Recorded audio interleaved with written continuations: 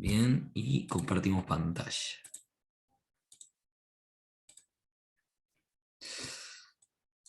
Bueno.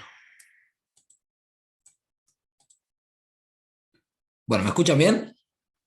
¿Comenzamos entonces? Bueno, vamos a continuar un poquito con epidemiología, con esta segunda unidad. Eh, Nada, voy a empezar a explicar algunas cositas a medida que vaya desarrollándolo, por favor. Si tienen alguna duda, enseguida prenden el micrófono y para hacer la consulta que ustedes deseen. Bueno, a ver, vamos a poner bien desde el principio. Bueno, salud social y comunitaria, esto, acuérdense que no hace falta que tienen que, digamos, no hace falta que tomen apuntes, porque después les paso las diapositivas para que puedan tenerlas a mano. Eh, a ver, espérenme un segundo que voy teniendo mensajes a medida que... eh, sí, bueno, para los chicos...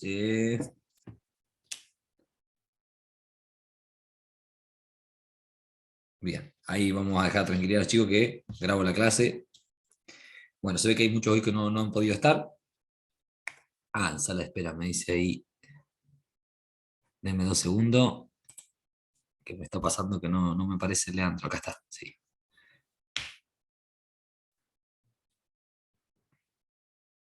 Bien, ahora sí. Ahora sí, Leandro, perfecto. Vamos a comenzar entonces con la diapo. A ver, bueno, lo que vamos a ver hoy es la segunda parte de epidemiología. Algo vimos ya en lo que tiene que ver con el encuentro presencial, un poquito la introducción. Hicimos algo también en el anterior Zoom. Lo que vamos a ver hoy, la importancia del registrar la información, esto de lo que hablamos en el último encuentro presencial, de que si no escribimos es como si no hubiera sucedido, ¿no? Lo que no se escribe, no sucedió, no pasó. O sea, si nosotros realizamos una intervención como trabajadores sociales en cualquier ámbito, bueno, específicamente acá en lo que tiene que ver con salud, porque es a lo que nos debemos, pero sea en cualquier ámbito, si yo no escribo cuál fue la intervención que realicé, hace de cuenta que no existió. Y eso no solo hace una intervención ineficaz de parte nuestra, poco resolutiva, sino que también habla muy mal de nosotros, obviamente, porque habla de un profesional poco comprometido, un trabajador social que no registra y no escribe, es un trabajador social a medias, por lo cual después hablamos de jerarquizar la profesión. ¿Me escuchan, no? ¿Estoy bien? ¿Sí? ¿Sí? ¿Pau? Que te veo, Pau, y a Jessy te veo. Bien, perfecto. Hablamos de jerarquizar la profesión y la forma de jerarquizar la profesión no es solamente diciéndolo en palabras, me encantaría que la profesión esté jerarquizada, que sea más valorada además, sino que, digamos, hay que demostrarlos con hechos. Y uno de esos hechos es justamente ser más profesional en este sentido, de dejar todo el registro habido y por haber, y ese registro no tiene que ser una locura de pura teoría en lo que respecta a los diferentes sistemas de información, de recolección de información que vamos a ver hoy, sino simplemente contar en forma breve, concisa y clara cuál fue la intervención que se realizó. Eh, Sin tenerle miedo a nada, en el sentido de que muchas veces se dice, y yo no quiero registrar esta info, porque el día de mañana puedo tener problemas con, bueno, no, si yo estoy registrando una información que hice con respecto a cualquier intervención o práctica, a ver, cualquier práctica que realice debe ser registrada. Es así, debe ser registrada. Si a uno le da miedo registrar esa práctica, es porque la práctica no ha sido bien intencionada, ¿no? Entonces hay que revisar esa práctica. ¿Bien? Entonces digo, eso es fundamental. Entonces digo, lo que vamos a necesitar nosotros acá, que ya un poco lo hablábamos, esto de información oportuna y de buena calidad.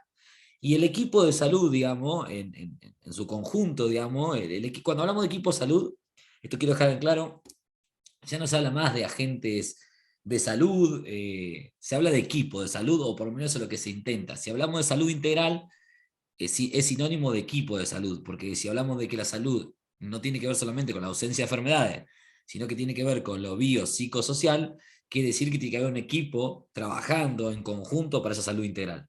Si hablamos de agentes, como cada uno en su espacio, su consultorio y demás, no estamos hablando de un equipo, estamos hablando de personas aisladas que cada uno hace el mambo que quiere, persigue el objetivo que quiere y la salud es totalmente fragmentada. Vamos a un ejemplo.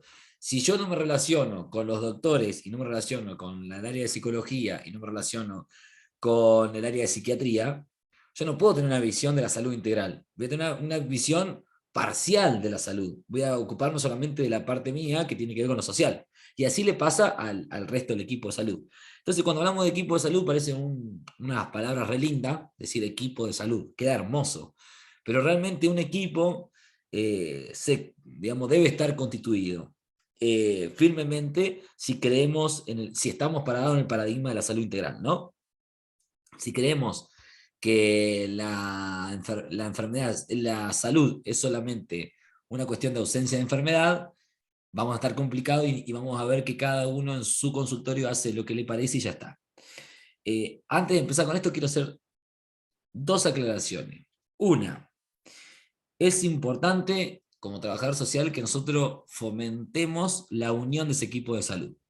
Estar unido no quiere decir que no tengamos diferentes ideas dentro del equipo de salud. No, muy por el contrario. Se pueden tener las ideas y respetar las posturas de cada disciplina en este trabajo interdisciplinario, intramuro quiere decir dentro del hospital en este caso, es totalmente respetable. Pero sí es cierto que nosotros como trabajadores sociales somos el agente clave para poder ser el nexo entre las diferentes disciplinas. Es un poco, digamos, nuestra función, o por lo menos así como yo lo veo dentro del equipo de salud, ¿no? Esto de enlazar las diferentes disciplinas, eso si quieren lo pueden anotar porque no lo he dicho nunca, de enlazar las diferentes disciplinas dentro del área, dentro del centro de salud, es un poco nuestra función, a mi forma de ver, ¿no? Eh, Esto de ir a recabar la información en el área de psicología y después trasladarlo al área de clínica, o sea, al área de los médicos, y a partir de ahí poder entender una estrategia integral. Tiro una herramienta que les puede servir para poder entender el concepto de equipo de salud. Cada 15, 21 días deberían reunirse todos los jefes de servicio de ese hospital. Solo lo hacemos a menudo acá en el hospital. Solo le pusimos comité de crisis a eso, pero porque era en época de pandemia. Y son esas cosas buenas que ha dejado la pandemia. Eh, Porque la pandemia nos obligó a hablarnos, nos obligó a trabajar interdisciplinariamente, nos obligó a que nos demos una mano y a bajar un poco los egos profesionales, ¿no? La emergencia sanitaria obligó a eso.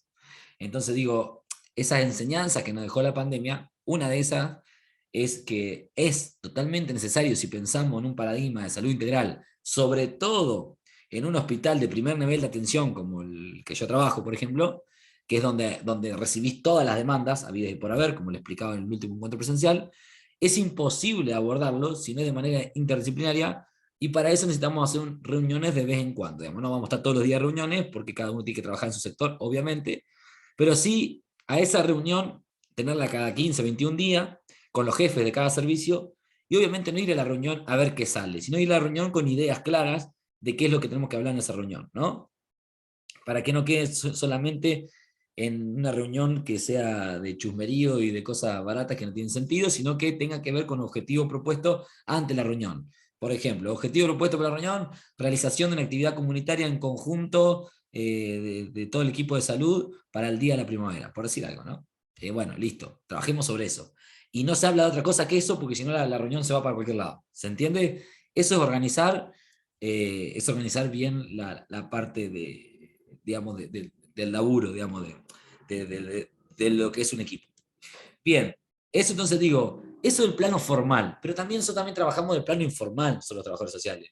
En nuestro caso, acá en el hospital, nosotros creo que se lo he contado, nosotros cada un mes, no sé, creo que se lo he contado, cada un mes nos reunimos, todo el equipo de salud, fuera del contexto laboral, hemos podido empezamos a hacer, nos juntamos una vez por mes hacemos asado, evento, karaoke, nada, nos disfrutamos, bailamos, nos distendemos, nos conocemos desde otro lugar, disfrutamos muchísimo, la verdad, y eso ha unido mucho al grupo. Lo que no quiere decir que no haya diferencia en cuanto a lo profesional. Obviamente que bienvenido sea la diferencia. Pero sí ha unido mucho esto de ponernos toda la camiseta del hospital y de salir adelante y de limar algunas asperezas, eso porque te conoces de otro lado. Y eso también va a decir, bueno, pero ¿qué tiene mucho que ver con nuestro rol? En mi caso, cuando integré, me ha pasado siempre de integrar diferentes equipos en los diferentes lugares que he trabajado, y siempre un poco mi idea fue de esto de promover estas cuestiones de reuniones informales, ya sea tomando un mate, haciendo un asado, no sé, una caminata, yendo a comer algo a algún lado, a un restaurante, no sé, lo que sea, lo que se le ocurra, pero conocernos de otro lugar. Eso también hace mucho la unión del grupo. Y a esto y bueno, ni hablar que el contexto de pandemia nos ha unido también porque nos necesitábamos unos a otros. ¿Eh? Entonces, cuando hablemos de equipo de salud, por favor, les pido a ustedes que son mis alumnas y mis alumnos, que si hablamos de ese concepto que es súper abarcativo y tan lindo, que lo tengamos en cuenta que cuando decimos equipo es equipo, ¿no? Con todo lo que eso implica. ¿Tá? Eh, Bien, ahora sí, digo, el equipo de salud tiene un rol protagónico como fuente de datos descriptivo. ¿Por qué? Porque ese equipo de salud, dentro de ese centro de salud, dentro de ese hospital, va a ser quien haga el registro directo, digamos, de, por ejemplo, el motivo de la consulta. O sea, ¿por qué viene Pauli? Por ejemplo, ¿por qué viene Pauli a la consulta? Ahí viene porque consulta por una amiga que es víctima de violencia de género. Entonces viene a asesorarse conmigo para ver cuáles son los pasos a seguir. Bien, listo, motivo de consulta. Historia, la historia de vida, que ella sepa de alguna manera de parte de, digo, lo llevo a lo social porque ahí, digamos, está, siempre cuando hablamos de las diapositivas y demás, siempre casi todos los autores hablan de él, cuando hablamos de salud, lamentablemente seguimos con el paradigma biologicista que tiene que ver con esto de siempre del paradigma de la enfermedad física, nomás, ¿no? Se lo lleva a un caso nuestro de violencia.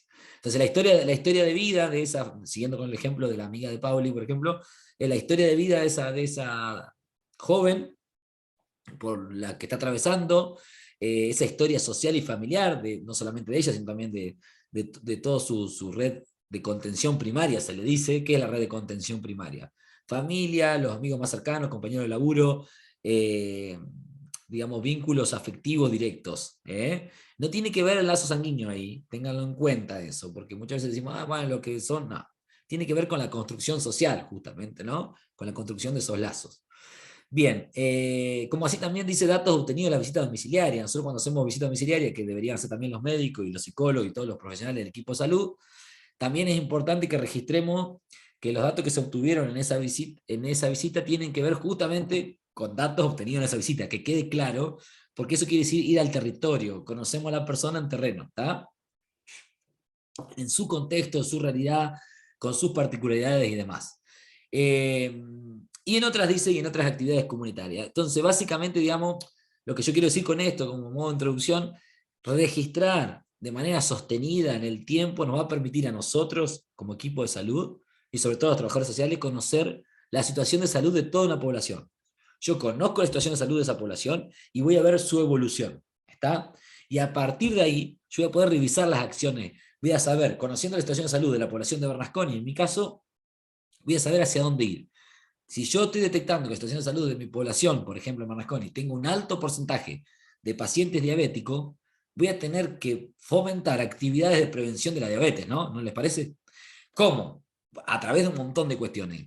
En cuestión teóricas, charlas, talleres, juegos y demás que tengan que ver con la diabetes. Controles clínicos y médicos con los pacientes que ya tienen, están diagnosticados con respecto a la diabetes. Hacer una prevención sobre eso a través de actividades comunitarias. Una actividad comunitaria podría ser, hoy se usa mucho, sobre todo con los adolescentes y los jóvenes, meterse de lleno en las fiestas populares. Acá tengo una fiesta, la fiesta del pueblo, que se hace el 16 de marzo, el cumpleaños del pueblo, fiesta provincial del Piquillín se llama en este caso, como tienen todos los pueblos y todas las localidades de la provincia. Son momentos bastante importantes para poder estar, porque nosotros somos parte de esa comunidad. La comunidad festeja ese día especial. Entonces, ¿cómo nos hacemos partícipes de ese festejo? Cumpliendo nuestro rol. ¿Cuál es nuestro rol? En este caso, prevención y promoción de la salud. En este caso específico, como detectamos que la situación de la población del Bernasconi tiene que ver con una gran problemática en cuanto a tener un alto porcentaje de pacientes diabéticos, hacemos una jornada de prevención de diabetes, ¿no? Con la creatividad que ustedes quieran. Eso obviamente cada uno le da el tinte que quiere.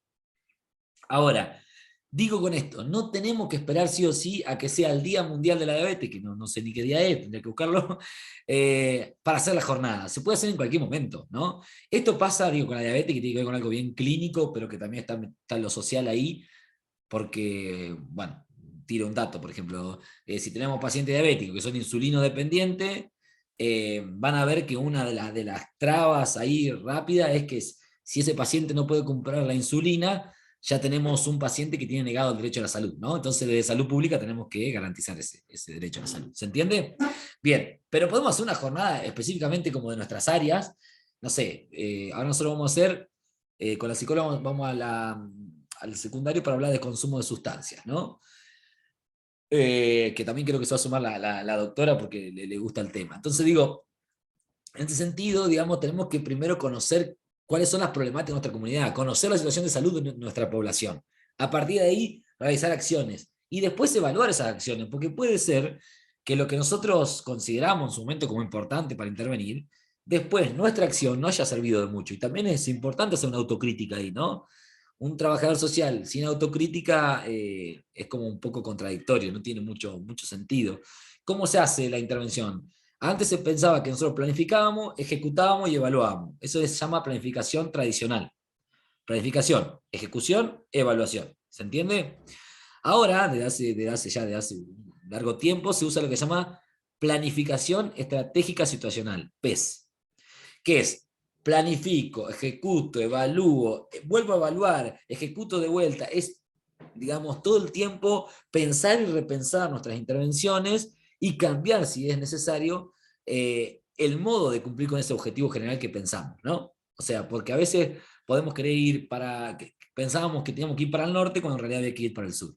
Y es también propio de nuestras profesiones, que tienen mucha dinámica, que trabaja con la sociedad, de reconocer que equivocamos el camino y que ese diagnóstico situacional que ya van a ver tranqui en tercer año, segundo o tercer año, ese diagnóstico situacional lo hicimos mal y debemos rehacerlo.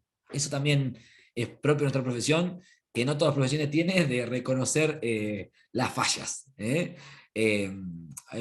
Bueno, no me quiero meter en eso, pero sí es cierto que por ahí a algunas profesiones les cuesta un poquito más esto de creerse poseedoras totales del saber, ¿no? Nosotros somos un poco más proclives, de alguna manera, a reconocer nuestra falta, nuestra falla y decir, cambiemos el rumbo. ¿Bien? No tengan miedo nunca de cambiar el rumbo de manera oportuna, decir, bueno, no, la verdad me equivoqué, cambio el rumbo, vamos para otro lado. ¿Tá? No pasa absolutamente nada. Les decía en el encuentro presencial que es importante esto del seguimiento de los procesos de salud de enfermedad.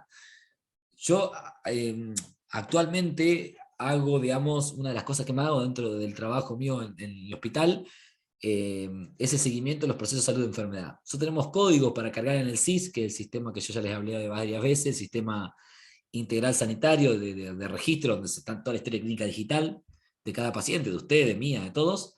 Eh, y el código que se usa ahí es el Z74.3. Después le voy a sacar una foto a los códigos y se las voy a pasar para que tengan idea más o menos cuáles son los códigos que se usan. Y ese dice seguimiento, persona que necesita supervisión continua, dice el código.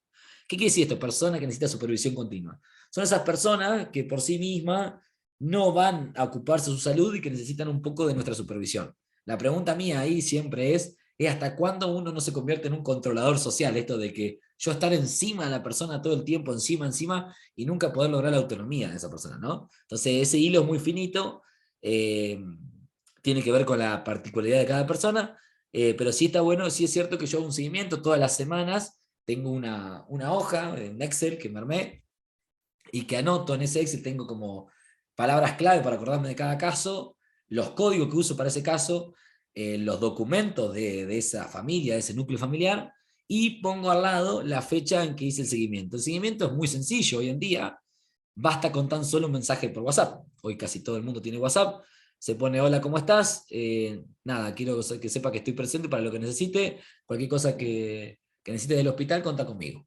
Eso es un disparador, porque vos le ponés del hospital, pero puede salir por cualquier lado todo. Entonces, si después de ese mensaje amerita una visita domiciliaria, será una visita domiciliaria. ¿Tá? ¿Se entiende? Eso es seguimiento de los procesos de salud y enfermedad. Cuando ustedes trabajan en un hospital se van a dar cuenta que hay veces que hay algunas familias que directamente no tenemos que mandar mensaje por WhatsApp, que requieren de una visita domiciliaria inmediata. ¿Tá? Eso se van a dar cuenta con el tiempo. No van a poder, no crean que van a hacer visita todo el tiempo, porque tampoco les quiero mentir sobre eso, porque hay una realidad. Si nosotros vamos a hacer visita todo el tiempo que necesitemos algo, nuestro trabajo también se vuelve un poco ineficaz. Hay que hacer visitas, como se dije otra vez, con un encuadre, con un porqué y un para qué. No hay que hacer visita por el solo hecho de ir a visitar y vamos, total, salimos del hospital y ya está, ¿no? Tiene que tener un encuadre porque también eso tiene que ver con jerarquizar la profesión. ¿Bien? Bueno, lápiz y cuaderno en mano son necesarios siempre en la tarea cotidiana nuestra. Si no les gusta el lápiz y cuaderno, hoy en tiempo de tecnología, los deditos con respecto a las agendas virtuales, ahí en el teléfono celular, también son válidas. Cuando estén escribiendo algo en el celular, me ha pasado, les doy es una estupidez lo que le voy a decir, pero sirve igual. Déjenle claro a sus pacientes, a los sujetos de derecho, a los ciudadanos, que ustedes están escribiendo algo que tiene que ver con el trabajo, porque mucha gente piensa que cuando uno registra en el celular es porque está contestando un mensaje a otra persona que no le está dando bolilla. ¿Tá? Les tiro un tip que parece una estupidez, pero como me lo han dicho varias personas, y hay que nosotros nos han enseñado que debemos aprender del territorio, nada, dejen claro, decir, mira, yo no uso, yo lo digo así, siempre se lo digo, de hecho a mis pacientes, le digo, no uso ya más Virome y demás, ya registro todo en el celular, así que nada, voy a pedir permiso para que me digas tus datos. ¿Cómo te llamás? Leandro Palazzo, perfecto. ¿Vas a qué año? Vas a primer año de ICE, listo. Y registro todo acá. ¿Tá? Como que pido permiso para utilizar mi instrumento que es el celular. Bien, seguimos. Bueno, las aplicaciones que tiene la epidemiología, que un poco lo hablamos en el anterior encuentro, es conocer la situación de salud de la población, lo que decía recién, a través de la información disponible de distintos sectores. Vamos a tener información, vamos a conocer qué situación de salud tienen, en este caso, Bernasconi. Segundo, analizar los niveles y las tendencias de exposición de la población a factores biológicos, sociales, económicos, culturales, políticos y ambientales. Vamos a empezar a entender, en este caso, Bernasconi, qué cultura, qué idiosincrasia tiene, y, por ejemplo, en cuanto a lo ambiental, por ejemplo, un caso que creo que ya se lo hablé, si tenemos en Bernasconi tenemos planta de reciclaje de residuos, lo cual me parece una locura en el 2022, y tenemos basurero de quema a cielo abierto, digamos, ¿no? Lo cual produce una contaminación atmosférica bastante importante y que, si bien está alejado del pueblo, está dentro del ejido urbano. Dentro del ejido urbano quiere decir que está dentro del radio urbano, está dentro del pueblo, y que si está dentro del ejido urbano es porque, digamos, genera algún impacto en la salud de nuestra población, sobre todo en las casas más aledañas, las casas más, las viviendas que viven más cerca de este basurero. Esto genera un impacto al deterioro de la salud de la población, el cual nosotros como trabajadores sociales debemos hacer un seguimiento. En mi caso yo hago un seguimiento de una familia, hace un tiempo ya, ya he hecho la denuncia correspondiente en cuanto a lo ambiental, tanto en el municipio como en provincia, y a su vez de eso, no me quedo en esa denuncia y ya está, porque muchas veces a veces hacemos la denuncia y ya quedamos con que ya está la denuncia y listo. No, hacemos un seguimiento. ¿Cómo es el seguimiento en este caso? El seguimiento social, hago la visita domiciliaria de esa familia, pregunto cómo sigue el tema del basurero a cielo abierto, nada, me comentan si sigue o no esa quema, y después hacemos a través del nexo con la parte de los médicos, hacemos las radiografías correspondientes, los diagnósticos por imágenes, para ver cómo están esos pulmones de esa familia, básicamente, ¿no? Eh, entonces digo, ese es uno de los factores que importan en esta cuestión epidemiológica y que tienen que ver con la territorialidad de cada localidad, de cada barrio.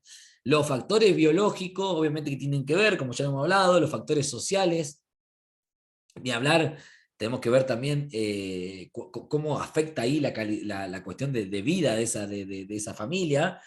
No sé, me ha pasado que he tenido colegas que le han dicho a una familia, pero bueno, que lo que tenés que hacer es cuidar a tu hijo, cuando en realidad capaz que era una mamá sola, con 5 hijos y tenía que salir a trabajar porque, bueno, del aire no se vive, y le hemos dado como esos mandatos de que como una madre, como esto de madre abandónica que abandona totalmente a sus hijos y dando como a entender algunas cuestiones que como de mandatos culturales, digamos, y no analizar su historia de vida, no escuchar básicamente qué es lo que está pasando, no tiene que ver con un abandono en particular, sino justamente con que tiene que laburar, tiene que trabajar para llevar la comida a esa vivienda, y entonces es un factor social que debemos tener en cuenta, ¿no? Esto pasa hasta lo más absurdo, esto de decir, ¿cómo nos llevaste a tu hija al médico a Santa Rosa? Acá estamos a 170 kilómetros. Y es más, culpabilizamos, porque lo primero que hacemos es culpabilizar a esas madres, que las tenemos como etiquetadas, estigmatizadas, y lo primero que te dicen, pero si yo no tengo para pagar el combustible, me sale 7 lucas ir para allá, ¿de dónde querés que saque esa plata? ¿No? Entonces, antes de estigmatizar, etiquetar y demás, por favor, analicemos todos esos factores socioeconómicos que tiene, porque de hecho es nuestra función, ¿no? Y de defender también a esos pacientes, que son los que nosotros llamamos dentro del sistema de salud, paciente no contribuyente. Paciente no contribuyente, si quieren pueden anotarlo, pacientes no contribuyentes son los que mayoritariamente atendemos en el servicio social, y tienen que ver con aquellos pacientes que no tienen obra social, no tienen ninguna cobertura, ¿tá? Que por ende si no tienen ninguna cobertura es porque generalmente pertenecen a los estratos más bajos de la sociedad, ¿no? Con respecto a las personas que viven y necesitan vivir del trabajo, ¿no? La clase obrera, como diría Marx. Bueno, otra de las aplicaciones de epidemiología es identificar grupos humanos que requieren ser atendidos prioritariamente, relevando sus necesidades. Eh, a ver, hay grupos que deben ser atendidos de manera prioritaria, ¿no? En época de pandemia, ¿se acuerdan que teníamos grupos, los grupos de riesgo, digamos, debían cumplir el aislamiento, todos debíamos cumplir el aislamiento, pero los grupos de riesgo debíamos estar como más atentos, el seguimiento, que yo hacía el seguimiento de todos los pacientes, pero cuando hablábamos de un paciente que era diabético, un paciente obeso, un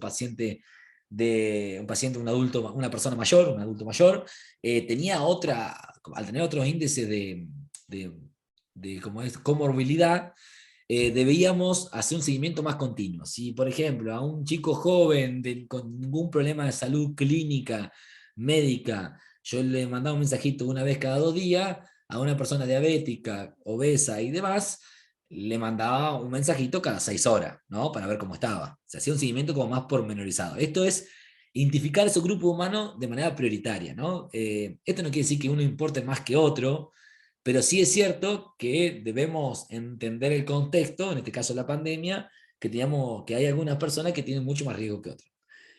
Nos pasa solo como trabajadores sociales, que mayoritariamente siempre digo, si tengo que atender, tengo en sala de espera, a ver, no, tengo en sala de espera no. Si tengo que atender, si tengo en el mismo día que atender a un paciente que requiere de un turno en ANSES por una pensión, y tengo que atender en el mismo turno a un niño que le falta el calendario de vacunación, voy a atender al niño que le falta el calendario de vacunación, porque requiere de o sea, tiene prioridad para nosotros, ¿no? Nosotros, los trabajadores sociales, trabajamos sobre todo con los grupos vulnerables, que serían niños, niñas, adolescentes, mujeres, digamos, y los adultos mayores son como los grupos vulnerables. Esto no lo digo yo, lo dicen los varios autores que van a trabajar durante todos estos años de carrera, y son como a los que debemos darle voz, porque son a veces los considerados como Galeano los considera los nadies, ¿no? Los que no tienen voz.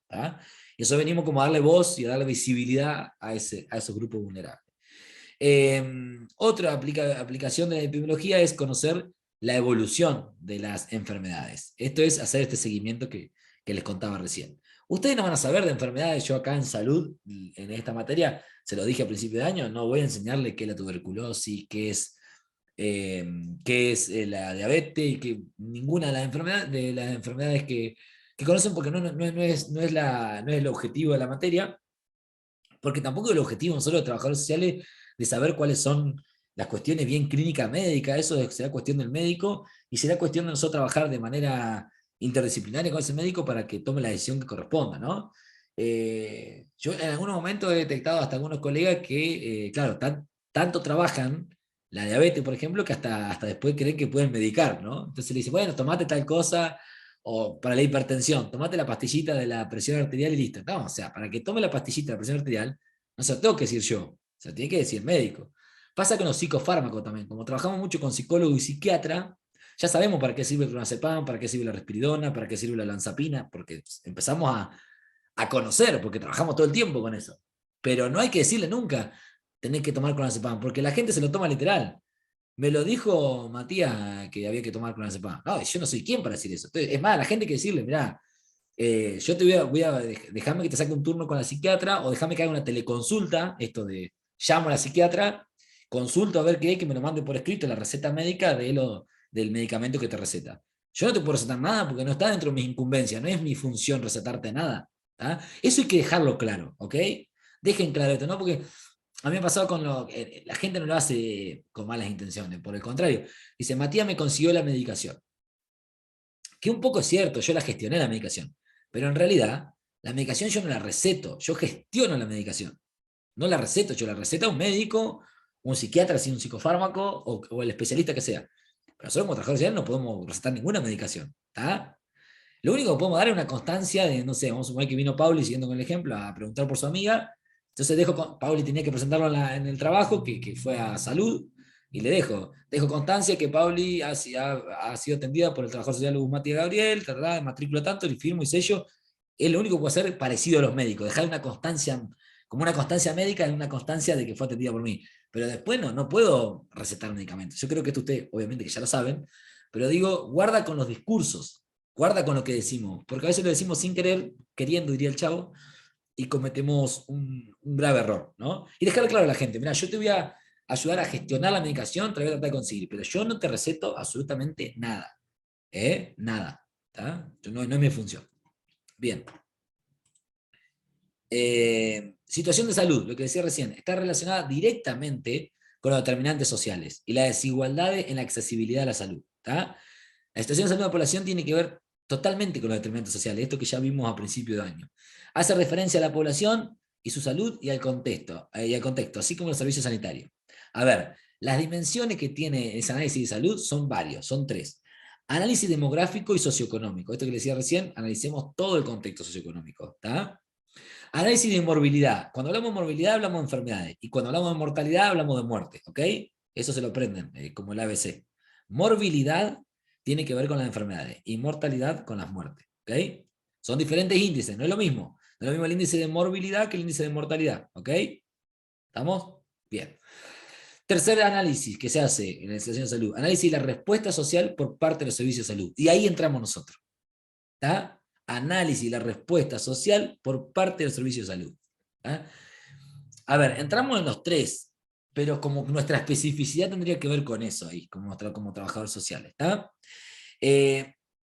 Digamos, cuando una persona asiste a un centro de salud, ya se los dije varias veces, hay como un derecho de salud vulnerado. Nuestro trabajo es que que ese derecho sea efectivizado, sea restituido, como lo quieran nombrar. ¿Ok? Entonces, acá va a venir un concepto nuevo, que es ASIS. ASIS es Análisis de Situación de Salud. Estos son procesos de análisis que tienen que ver con diferentes tipos de estudio que a lo que apuntan es, digamos, a caracterizar, medir y explicar el perfil de salud de enfermedad de esa población, en este caso de Bernasconi. A través de ese análisis de situación de salud que yo haga, que Matías Bus con todo el equipo de salud de Bernasconi hagamos, vamos a definir cuáles son nuestras prioridades. Y vamos a partir de esa prioridad, como hoy les dije, para que supuestamente son los pacientes, tenemos muchos pacientes diabéticos en Bernasconi, estoy tirando un ejemplo, ¿no? Lo que vamos a hacer es proveer información para diseñar, planificar e implementar programas, o en este caso nosotros, actividades para abordarla. Quiero decir algo acá y esto acá va la autocrítica. Yo hace 3 años trabajo en el sistema de salud. Entré en diciembre del 2019. En marzo de 2020, o sea, a 3 meses de haber entrado al sistema de salud, se produce la pandemia. Tenía un montón de ideas para hacer apenas ingresé. En ese montón de ideas se me fueron a la borda en un segundo por la pandemia. Mira, hoy justamente se cumple, hoy es 20 de septiembre, ¿no? Hoy es 20 de septiembre, estoy diciendo bien, ¿no? Sí, 20 de septiembre. Hoy se cumplen, no, fue ayer, mentira, ayer, 19 de septiembre. Ayer se cumplieron 2 años de haber tenido yo una parálisis facial periférica por el contexto de la pandemia, por un pico de estrés, ¿no? ¿Por qué digo esto? Porque en esa locura que fue la pandemia, perdón chicos, se va a cortar. Ya entramos y salimos, ¿les parece? ¿Sí? ¿Entramos y salimos? Antes que se corte. Vamos.